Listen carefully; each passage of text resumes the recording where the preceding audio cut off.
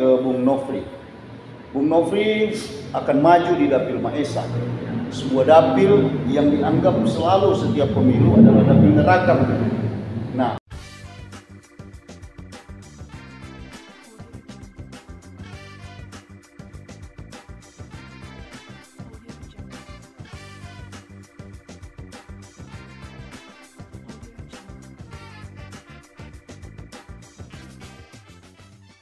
selamat Baku Dapa, jumpa lagi dengan saya Arham Licin di Mata Jurnalis, sebuah program dari media online Jurnal Telegram. Diskusi bersama para tokoh dan pemangku kepentingan yang ada di Kota Bitung. Edisi perdana kita kali ini, kita akan berbincang santai dengan politisi muda, politisi milenial yang baru saja bergabung dengan Partai Amanat Nasional sebagai salah satu bakal calon anggota legislatif untuk DPRD Kota Bitung pada pemilu 2024 mendatang. Saya perkenalkan Bung Novianto Taufik atau yang biasa kita sapa Bung Nofri. Hari ini sudah bersama kita di Mata Jurnalis dan kita akan berbincang sedikit, Bung. Selamat datang. Saya akan tanya-tanya terkait kenapa memilih Partai Amanat Nasional untuk menjadi tempat berlabuh dalam mengarungi panggung politik di Kota Bitung. Itu dulu. Ya, memilih PAN sebagai kendaraan politik di 2024 tentu itu melewati proses dan perenungan yang panjang. Setelah kemarin, jadi ada beberapa kekuatan besar masyarakat. Yang paling menonjol itu adalah generasi muda yang tergabung di relawan Gemar namanya, ya. Generasi Emas Maesaraya. Ya.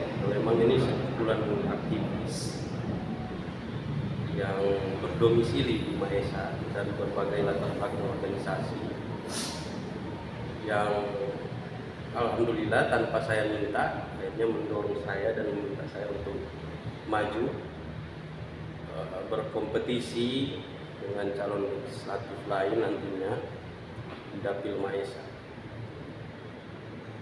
Tentunya ada beberapa alasan yang mereka sampaikan. Yang pertama, saya dianggap sejauh ini sebagai seorang aktivis katanya kritis terhadap persoalan-persoalan kebijakan-kebijakan publik yang dianggap merugikan masyarakat. Itu pertama. Kemudian kedua, menurut penilaian mereka, saya termasuk di antara beberapa aktivis Sulawesi Utara yang mampu menembus panggung aktivis nasional kemarin lewat Ikatan Mahasiswa Muhammadiyah.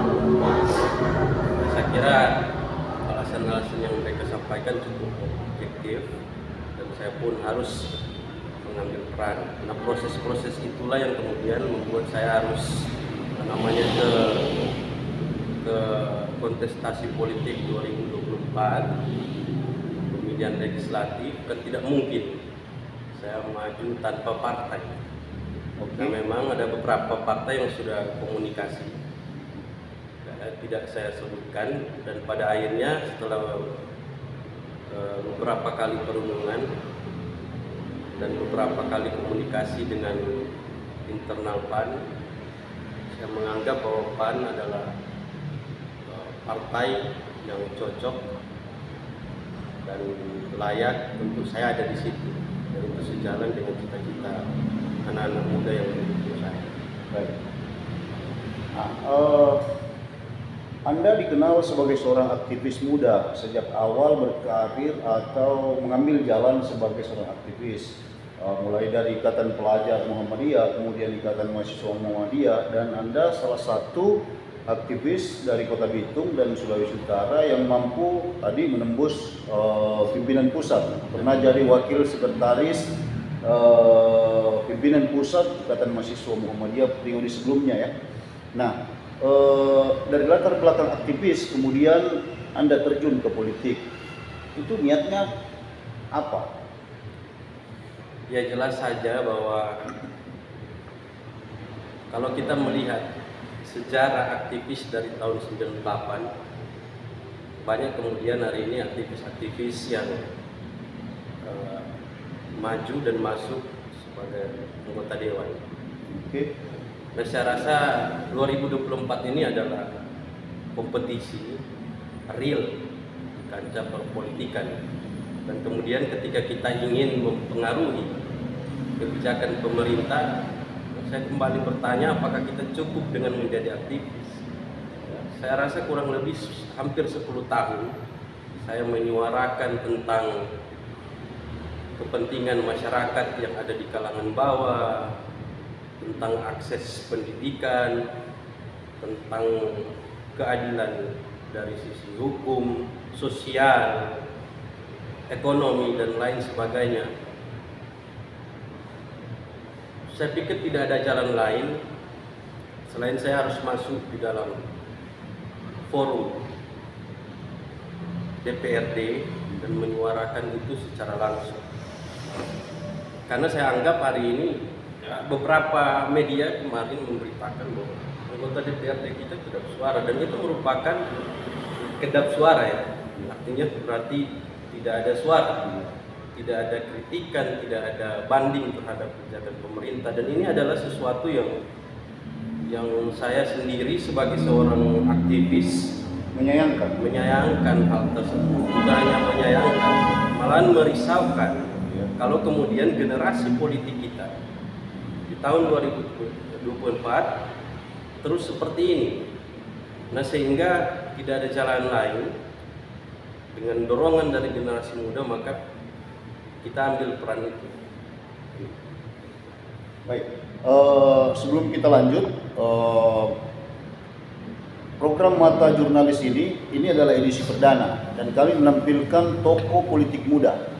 Nah, kami berharap lewat program Mata Jurnalis ini kami bisa menampilkan lebih banyak tokoh muda di Kota Bitung yang bisa tampil dan menjelaskan kepada masyarakat apa tujuan mereka masuk politik.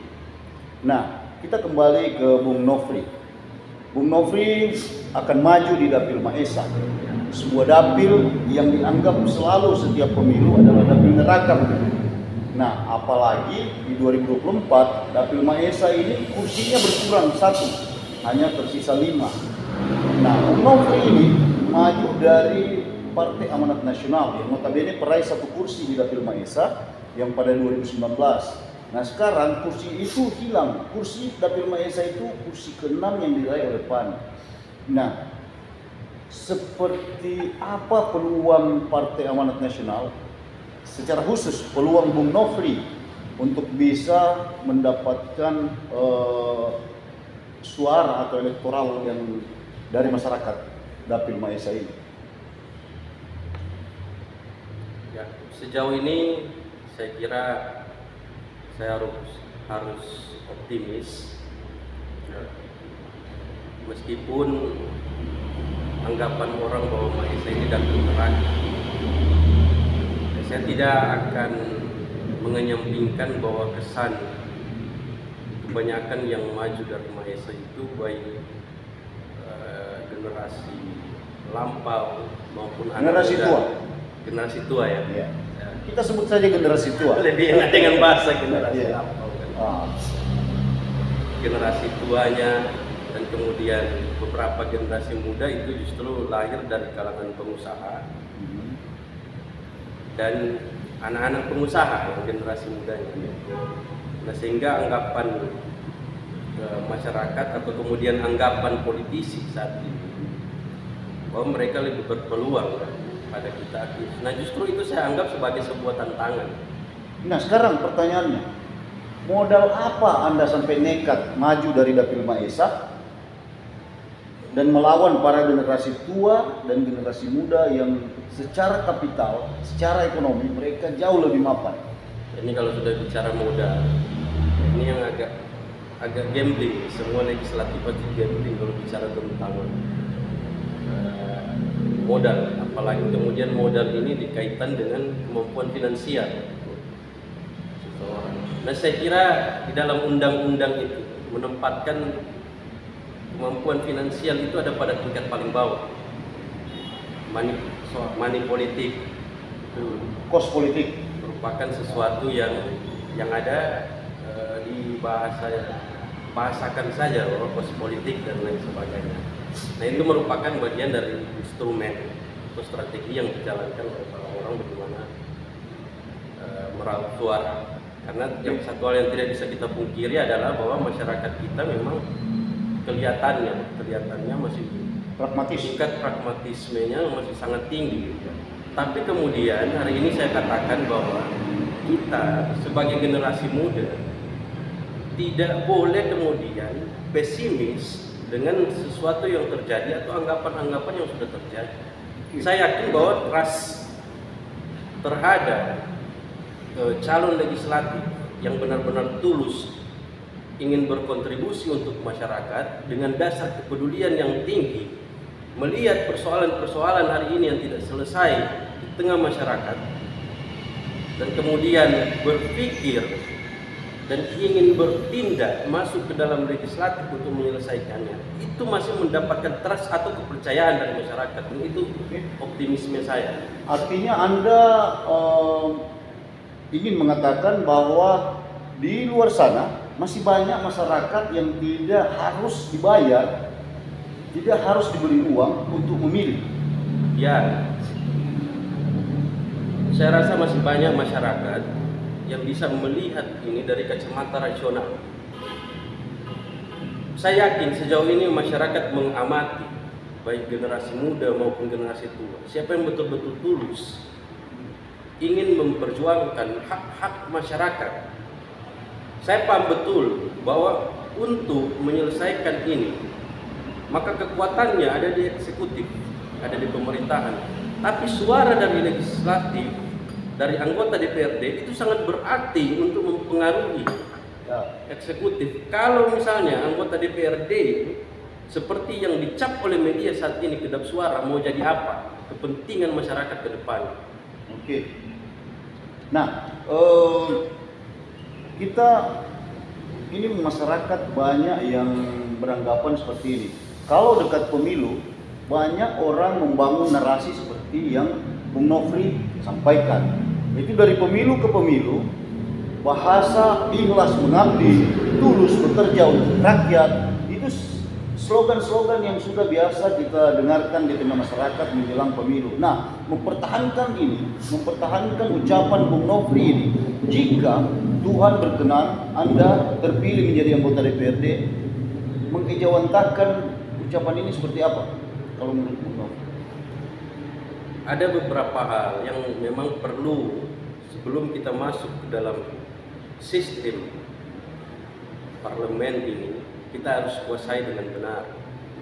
Nah, saya kira persoalan hari ini bukan tidak ada anggota dewan yang bersuara di dalam gedung kerucut itu, dalam gedung DPRD terkait dengan permasalahan masyarakat, ya. Tapi kemudian kita akan berhadapan dengan skala kuantitas, seberapa banyak yang menyuarakan. Nah, fakta-fakta ini saya sangat memahami betul. Nah, sehingga menurut saya persoalan-persoalan masyarakat ini bisa selesai di dalam gedung DPR, bisa terrealisasi. Itu bukan hanya dengan menyuarakannya, tapi perlu ada strategi khusus agar kepentingan masyarakat ini bisa terrealisasi. Dan hal itu sifatnya adalah taktis. Dia berkaitan dengan taktik dan strategi politik. Nah, saya memberikan diri ke dalam untuk kepentingan masyarakat secara umum tanpa memandang agama, tanpa memandang sukunya, dan hal-hal lainnya yang sifatnya adalah mengutamakan perbedaan. Itu catatan pertama saya ketika maju ke dalam kemudian jadi anggota legislatif atau anggota DPRD. Itu catatan pertama saya. Kemudian kedua, saya akan untuk persoalan kesetaraan dan keberimbangan dalam hal kebijakan politik yang dilakukan oleh pemerintah. Nah, ini perlu kemudian ada salah satu analisis yang pasti terkait kebijakan pemerintah sudah benar atau tidak itu disalurkan oleh stakeholder pemerintahan di tingkat bawah. Karena permasalahannya hari ini adalah pada tingkat bawah pemerintahan, bukan di tingkat atas. Saya pikir di tingkat atas kebijakannya, programnya itu 75% sudah tepat. Tapi kemudian pada realisasinya di tingkat bawah, ini perlu kita pertanyakan akses untuk bantuan pendidikan apakah sudah tepat sasaran atau tidak. Kita perlu pertanyakan itu dan lain sebagainya. Dan saya pikir catatan-catatan akademis seperti penelitian dan lain sebagainya di grassroots ini terkait capaian pemerintah itu perlu dilakukan oleh anggota legislatif secara personal, agar kemudian ada data pembanding yang bisa kita tawarkan ini kepada pemerintah bahwa ini yang terjadi di masyarakat tingkat bawah, bahwa sekian persen masyarakat yang harusnya terima itu tidak diterimakan bantuannya, dan sekian persen masyarakat yang tidak layak terima itu diterimakan bantuannya. Nah, apa maksud Anda? Apakah anggota DPRD kita ini memang tidak punya kemauan untuk bersuara atau tidak punya kemauan untuk bergerak melakukan kerja-kerja yang seharusnya mereka kerjakan, atau mereka memang tidak mampu melakukannya? Kalau kita melihat keadaan anggota DPR kita saat ini, memang tidak semua. Saya bisa beranggapan bahwa tidak semua anggota DPR, tapi mayoritas anggota DPR saya lihat mereka memahami tugas dan fungsinya dari paradigma bahwa mereka adalah orang kantoran yang tugasnya terbatas di kantor, kunjungan kerja, dan kemudian masuk lagi ke kantor lagi. Mohon maaf, ini harus saya sampaikan karena ini realita yang saya lihat. Katakanlah ini realitas yang saya lihat secara subjektif. Tapi realisasinya ke bawah, masyarakat tidak merasakan apa-apa.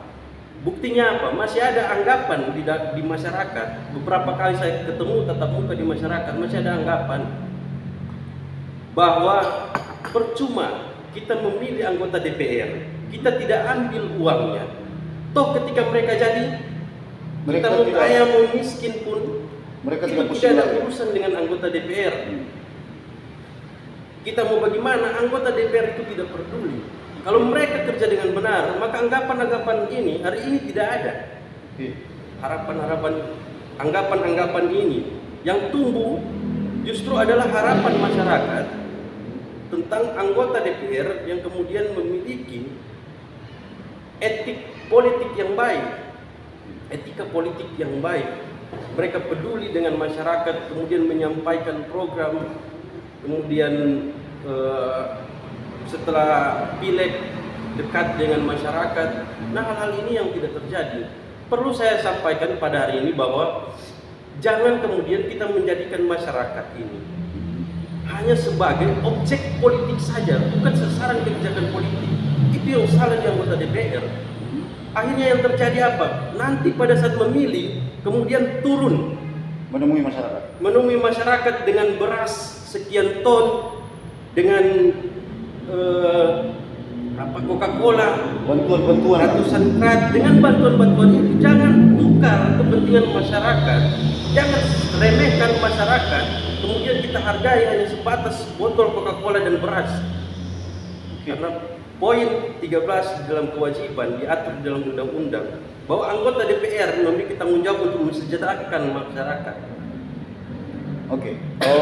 Artinya jika Anda terpilih, Anda akan mengawal penuh seluruh aspirasi masyarakat dan melakukan tugas-tugas Anda sesuai 3 fungsi yang melekat pada anggota DPRD. Ya, Kak Aram, saya ini bukan aktivis atau kemudian sekarang pengusaha yang lahir dari akses yang dimiliki orang tua. Ya. Bukan. Saya belasan tahun saya tinggal di Candi, di Bitung Barat 1. Dan penonton saya kenal dekat dengan Bung Novi. Sekarang saya menikah dan saya tinggal di Bitung Tengah, di Parigitovo. Sekarang pertanyaan saya cuma satu. Apakah ada anggota DPR yang memperhatikan kesetaraan di dalam pembangunan, khususnya pembangunan di wilayah padat penduduk? Sampai saat ini wilayah padat penduduk tidak mendapatkan perhatian lebih dari pemerintah. Dan itu saya kira kemudian perlu kerjasama, perlu adanya check and balance antara legislatif dan eksekutif untuk menyelesaikan persoalan itu. Oke, saya tertarik dengan pernyataan Anda. Dapil Maesa atau Kecamatan Maesa ini adalah salah satu daerah dengan basis penduduk yang padat. Bahkan dari periode ke periode, wilayah ini sepertinya kurang tersentuh pembangunan. Nah, ada apa sebenarnya dengan wilayah Maesa ini? Padahal ini adalah pusat dari Kota Bitung. Nah, apakah Anda juga melihat ini dan kemudian Anda punya keresahan dengan apa yang Anda lihat? Saya lihat ada penyakit, ini mohon maaf, anggota dewan yang saat ini saya lihat sedikit menjadi budaya, bahwa ketika jadi anggota dewan yang diperhatikan itu hanyalah basisnya atau kemudian tempat di mana dia berdomisili. Pembangunan sekalipun di wilayah kumuh, kalau ada anggota dewan di situ saya lihat sedikit membaik dibanding daerah-daerah yang tidak ada keterwakilan anggota dewan. Nah, saya kira ini adalah hal yang keliru. Ketika saya menetapkan diri di Dapil Maesa, maka tanggung jawab saya itu dari Pateten 3 sampai dengan Kadodan itu jadi tanggung jawab saya. Bukan hanya Bitung Tengah Untuk mengawasinya, dan Bitung Barat 1. untuk mengawasi pembangunan Ya. daerah. Bukan hanya untuk mengawasi, tapi kemudian sebelum mengawasi, maka kita harus mendorong hal ini terjadi dulu, terrealisasi dulu Lewat anggaran. lewat badan anggaran, dan kemudian harus kita pastikan bahwa pemerintah juga memprioritaskan itu. Artinya Kecamatan Maesa tidak kurang menjadi perhatian dan selama ini di anggaran juga tidak banyak untuk wilayah tersebut. Saya lihat kalau kita bicara tentang politik anggaran, khususnya yang berkaitan dengan serapan APBD, semua daerah cukup berimbang.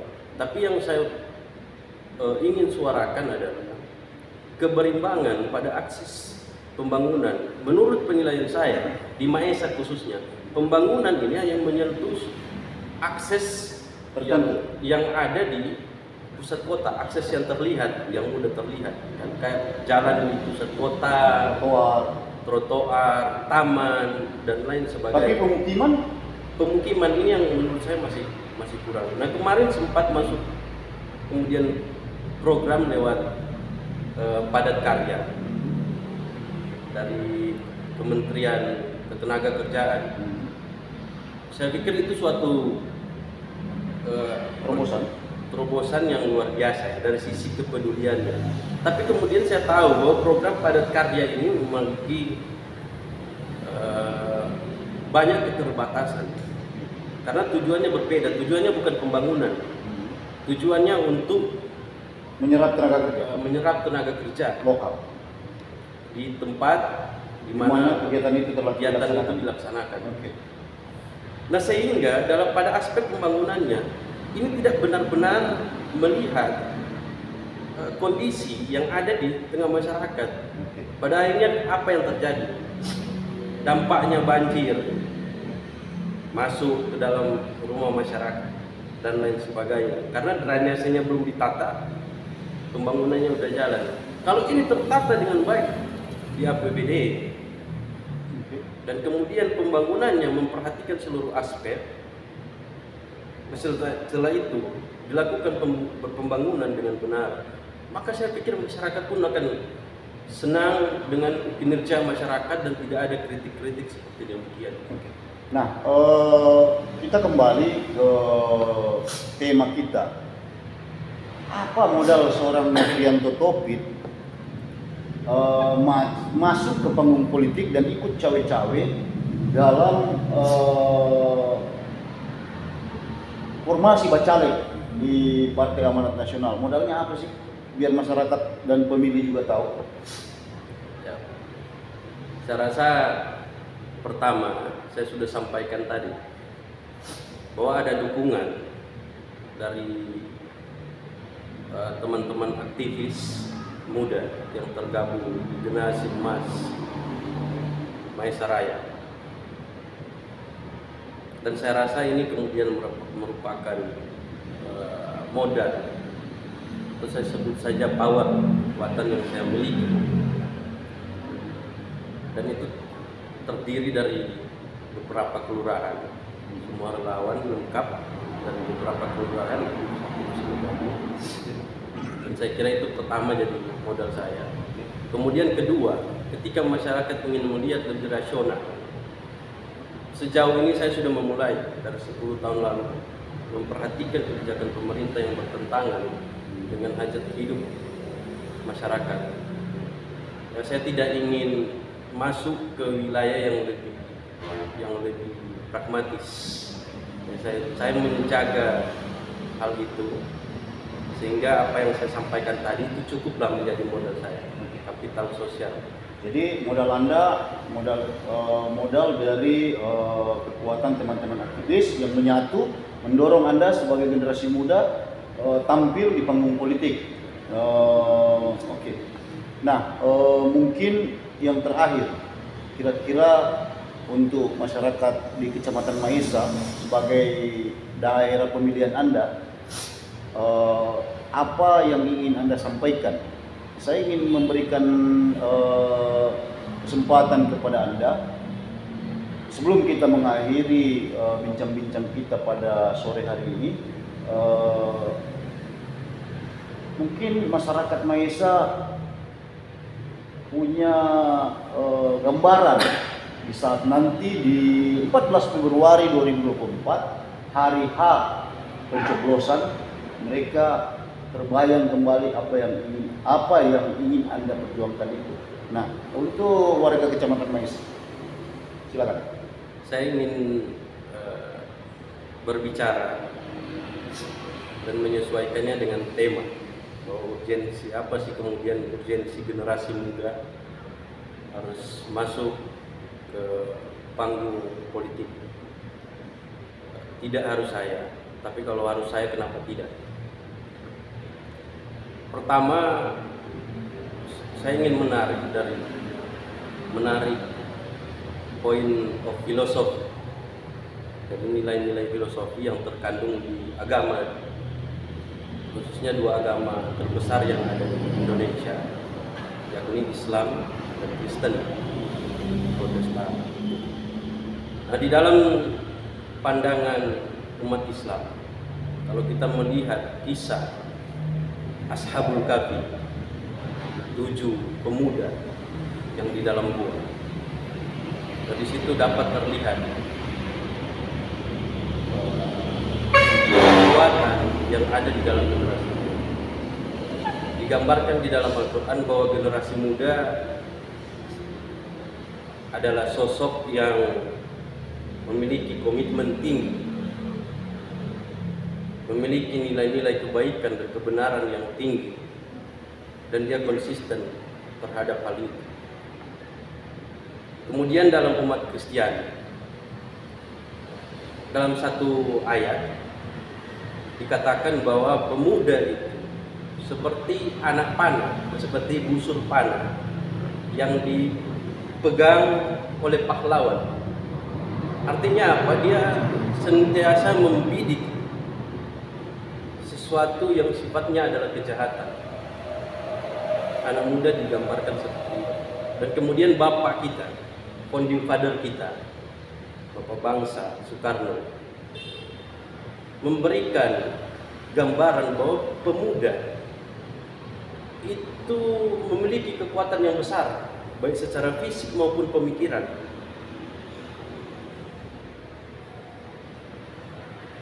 Soekarno katakan bahwa berikan aku 10 pemuda dan akan aku guncangkan dunia.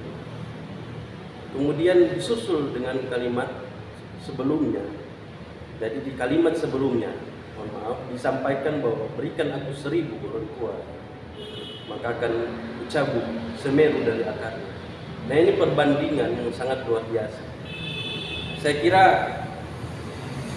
banyak generasi-generasi politik kita di masa tua saat ini itu tentunya tidak sehebat mereka di generasi muda. Katakanlah wali kota kita. Saya bisa mengatakan bahwa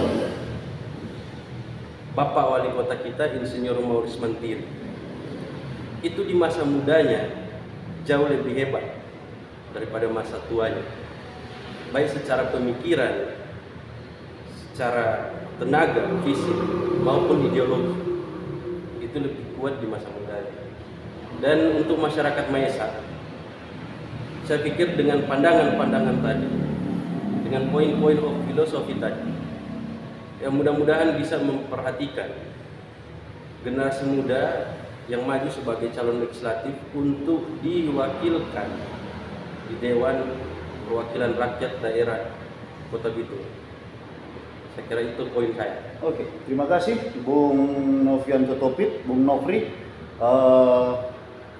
Itu tadi bincang-bincang kita dengan Bung Nofri Topit, politisi muda Partai Amanat Nasional yang terdaftar sebagai bakal calon anggota legislatif dari daerah pemilihan 1 Kecamatan Maesa untuk DPRD Kota Bitung.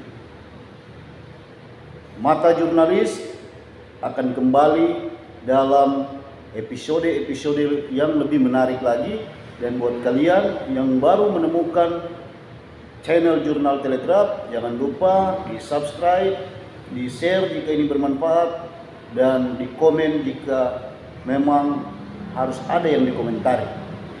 Saya Arham Licin, tuan rumah Mata Jurnalis, ucapkan sampai jumpa, salam baku pisah.